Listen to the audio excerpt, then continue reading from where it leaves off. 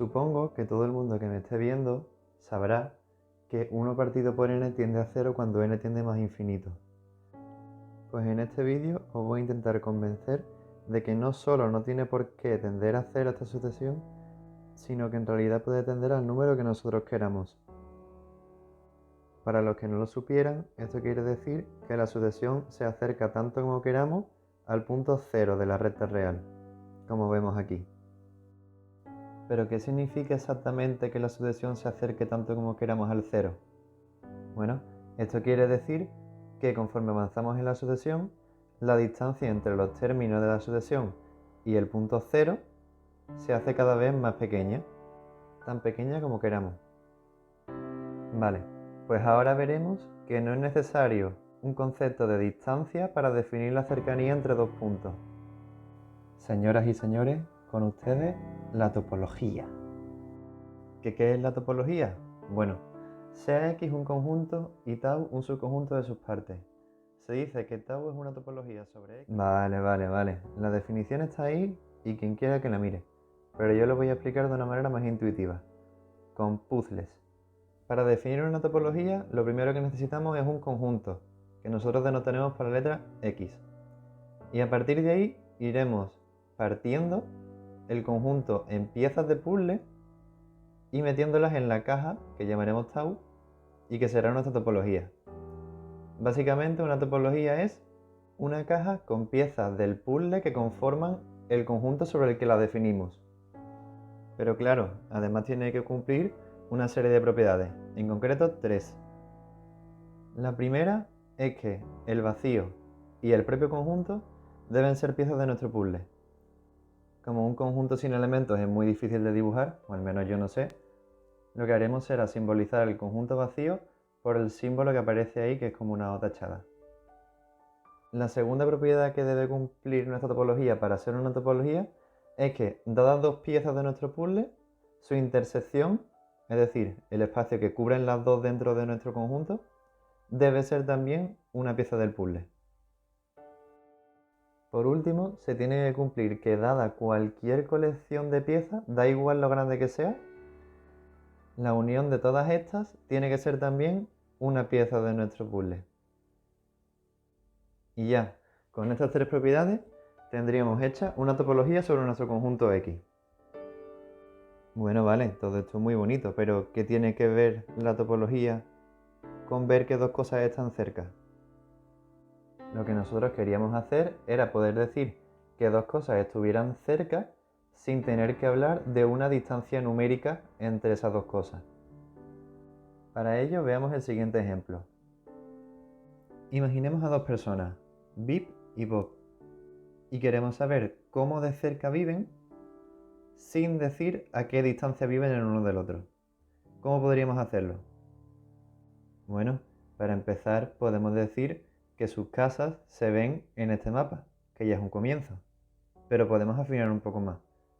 Podemos decir que ambos viven en esta región más pequeña de aquí.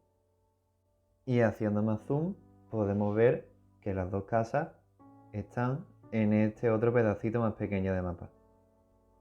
Lo que estamos consiguiendo haciendo zoom es comprobar que Bip y Bob viven cerca, pero en ningún momento estamos hablando de la distancia a la que viven. Pues con esta idea se define una topología. Simplemente hay que cambiar el trozo de terreno por las piezas de nuestro puzzle y a Bip y Bob por cualquiera de los elementos de nuestro conjunto X.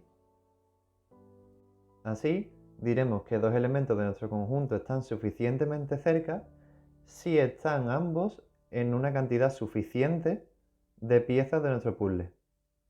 Lo de qué cantidad de piezas será suficiente para nosotros lo veremos ahora.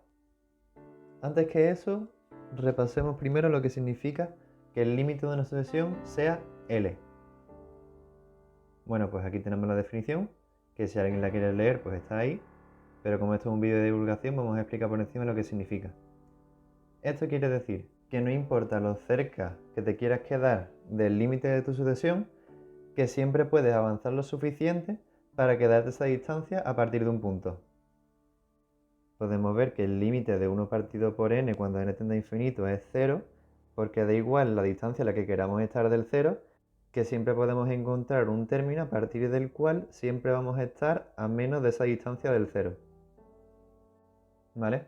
Pues vamos a intentar definir ahora el concepto de límite, pero sin usar el concepto de distancia, a través de las piezas de nuestra topología. Nosotros habíamos dicho que dos elementos de un espacio topológico están suficientemente cerca si ambos están en una cantidad suficiente de piezas de nuestra topología. Entonces, podríamos decir que L es el límite de nuestra sucesión si, sin importar la pieza de la topología que elijamos en la que esté L, en algún momento la sucesión se cuela en esa pieza y no sale. En otras palabras, lo que queremos es que la sucesión no deje tranquilo a L. Da igual en qué pieza se escape, por más pequeña que sea, que la sucesión siempre acaba con él. Por si alguien lo quiere, ahí está la definición formal de lo que acabamos de explicar. Una vez definido nuestro concepto de límite en un espacio topológico, vamos a ver un ejemplo, ¿no? Vale, primero vamos a considerar una topología sobre el conjunto de los números reales, que va a ser la que esté generada por todos los intervalos cerrados por la izquierda y abiertos por la derecha con extremos enteros. Entonces, cualquier unión de intervalos de este estilo serán piezas de nuestra topología. Veamos si la sucesión 1 partido por n tiende a 0 también en esta topología.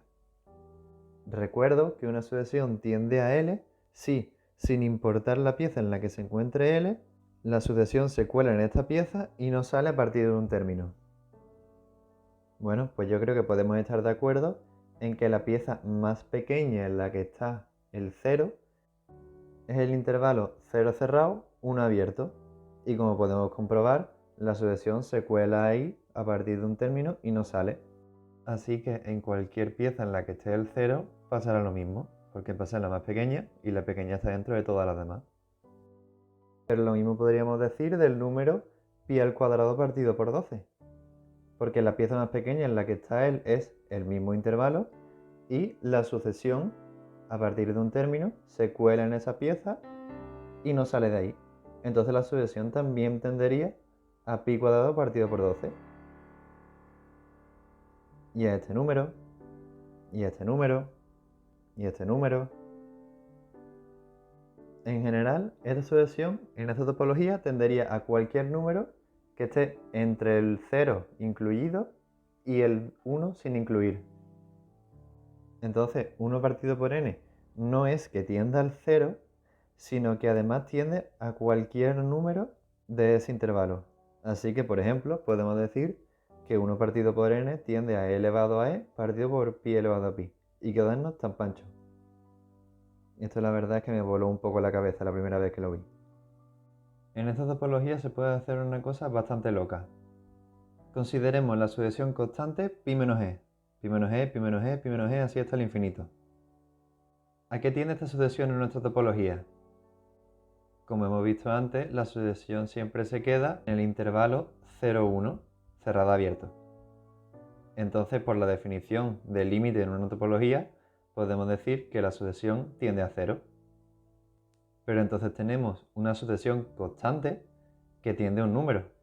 Ese número tiene que ser nuestra constante. Entonces tenemos que pi menos e es igual a 0. O en otras palabras, que pi es igual a e. Está chulo, ¿eh? Pero ya que estamos, vamos a coger una topología más bestia.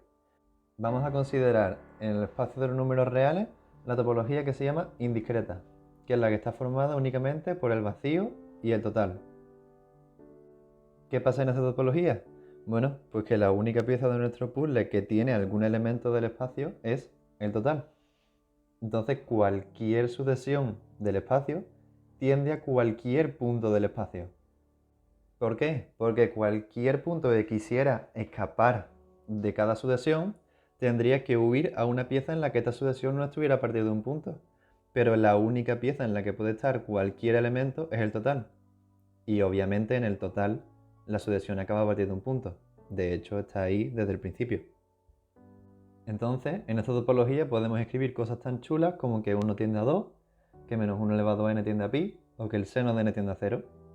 Y si estás pensando, vale, es muy loco, pero ahí hay flechas que indican un límite y me gustaría ver un igual.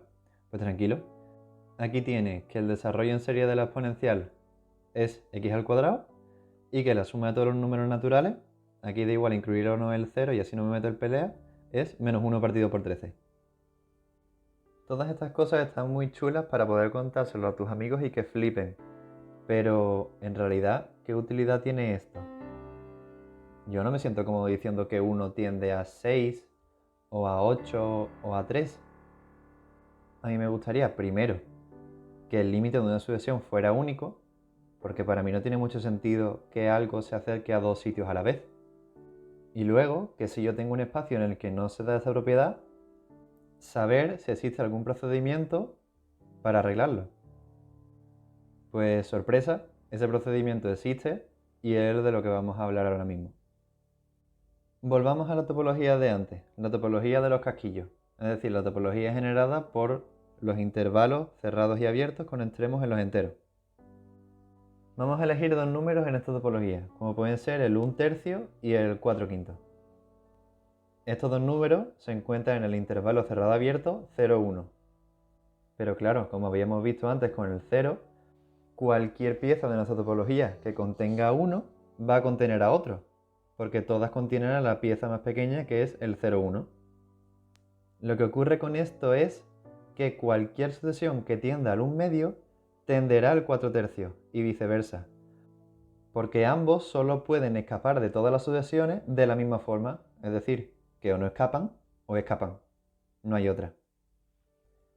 En este sentido podemos decir que el 1/3 y el 4/5 son números equivalentes a la hora de considerarlos como límites de sucesiones, porque claro, o ambos son o no son límites de una sucesión. Pero claro, el 1/3 y el 4/5 no tienen nada de especial. Esto lo podríamos hacer con cualquier pareja de números que se encuentren en el intervalo 0, 1. Les pasa exactamente lo mismo. Entonces todos los números de ese intervalo son equivalentes entre sí. Y de nuevo, el intervalo 0, 1 tampoco tiene nada de especial. Podríamos considerar todos los intervalos cerrados abiertos con extremos en enteros consecutivos y pasaría exactamente lo mismo. Todos los números que componen cada uno de los intervalos serían topológicamente equivalentes. Entonces, si vistos como límite de sucesiones, cada uno de esos intervalos contiene números que son todos equivalentes entre sí, ¿por qué no los identificamos como uno solo? Es decir, como en esta topología da igual decir que una sucesión tiende a pi o a 3 o a e más 1, porque los tres están en el intervalo 3, 4, ¿por qué no tratamos a cada uno de los intervalos como bloques? Así no tendremos el problema de que una sucesión tienda a dos o más números a la vez, porque todos los números a los que tiende en conjunto los vamos a identificar como un solo elemento. Este proceso de identificar elementos que se comportan igual a la vista de la topología se llama identificación natural. Identificación porque identificas a muchos elementos con uno solo, y natural porque, bueno, a la vista de las matemáticas es natural que se te ocurra. Al final lo que estás haciendo es ponerle el mismo nombre a cosas que se comportan igual. Si realizamos la identificación natural en esta topología, nos queda que nuestro espacio al final es equivalente a tener cada uno de los enteros separados por puntos, es decir, a z. Entonces aquí vemos mucho más claro por qué pi menos e tendía a 0. Porque claro, pi menos e y 0, desde un punto de vista topológico, actúan como si fueran el mismo elemento. Luego pi menos e tiende a 0, al igual que 0 también tendería a pi menos e. Porque desde un punto de vista topológico se comportan igual. En el ejemplo de la topología indiscreta, tendríamos que todos los números son equivalentes. Por eso todas las sucesiones tienden a cualquier elemento. Si hiciéramos la identificación natural en este espacio, tendríamos que nuestro espacio es topológicamente equivalente a un espacio con un único elemento, que podría ser el 0 como lo podríamos haber llamado de cualquier otra forma. Pero yo lo he llamado 0 porque el 0 quedaba ahí en el centro. Así, más bonito. Que todos los elementos de este espacio se comporten igual es lo que hace que todas las sucesiones tiendan a cualquier elemento. Y esa es la justificación que teníamos para escribir lo de antes, pues con todas las de la ley. Al final es verdad en esa topología. Un apunte que no está de más hacer es que identificación no es lo mismo que decir que dos elementos sean iguales. Si volvemos a nuestro ejemplo de Bip y Bob, decir que Bip y Bob son topológicamente equivalentes sería como decir que viven en la misma casa, pero Bip y Bob siguen siendo personas distintas. Para no perder la información de Bip y Bob por su casa, porque al final, aunque viven en la misma casa, son distintas personas, lo que se hace es no transformar directamente el espacio topológico al hacer la identificación natural, sino construir a partir de él otro espacio nuevo, que se llama espacio cociente, que siguiendo con el símil sería el espacio no de las personas que viven en el mapa, sino de las casas que hay, sin importar el número de personas ni quiénes vivan en ellas. Explicar rigurosamente lo que es un espacio cociente ya es un poco más complicado, pero la idea simplemente es esa. Y ahora llega la pregunta del millón. ¿Esto para qué sirve? Vamos a imaginar un disco. Los puntos del disco podemos decir que están más cerca o más lejos uno de otro en función de la distancia que hay entre ellos. La distancia es la de toda la vida. Como la distancia es la de toda la vida, la topología que genera esa distancia es pues la usual. Pero imaginemos que modificamos la topología de forma que todo el borde sea topológicamente equivalente. ¿Cómo afectaría esto a la forma que tiene el disco? Bueno, pues si todo el borde es topológicamente equivalente, a ojos de la topología son el mismo elemento. Luego, aplicando la identificación natural, podemos entender el borde del disco como un solo punto, lo que hace que geométricamente esto se vea como que el borde del disco se cierra en un punto, dejando una esfera. Lo que hemos hecho básicamente es pegar con pegamento dos cosas que queríamos que estuvieran unidas. Lo único que hemos tenido que hacer es decir que están suficientemente cerca, es decir, modificar la topología que había por debajo. Esta idea de crear una esfera cerrando el borde de un disco colapsándolo en un punto nos puede servir para crear conceptos bastante útiles en muchas ramas de la matemática. Por ejemplo, podemos considerar el plano como un disco muy grande. Lo que pasa es que un plano es infinito, entonces no tiene borde. Si quisiéramos hacer lo mismo que lo hemos hecho al disco, tendríamos que añadir puntos donde se pudiera cerrar el plano. Ningún problema, vamos a añadir un punto. Si tocando la topología usual del espacio hacemos que ese punto sea cercano a los puntos del plano más alejados del origen, podemos hacer que nuestro nuevo espacio topológicamente sea equivalente a una esfera. Y así, damas y caballeros, es como nace la esfera de Riemann a partir del plano complejo. El punto que hemos añadido es el punto del infinito y hacemos que esté cerca de todos los números complejos cuyas coordenadas sean absurdamente grandes. Esta idea de la esfera de Riemann, el de esferificar el plano complejo, es de mucha utilidad a la hora de visualizar transformaciones del plano complejo. Ahí abajo en la descripción dejo un vídeo muy chulo, que aunque esté en inglés lo único que importa son los dibujitos que quedan muy bien, de cierto tipo de transformaciones complejas que se pueden entender muy bien a través de la esfera de Riemann.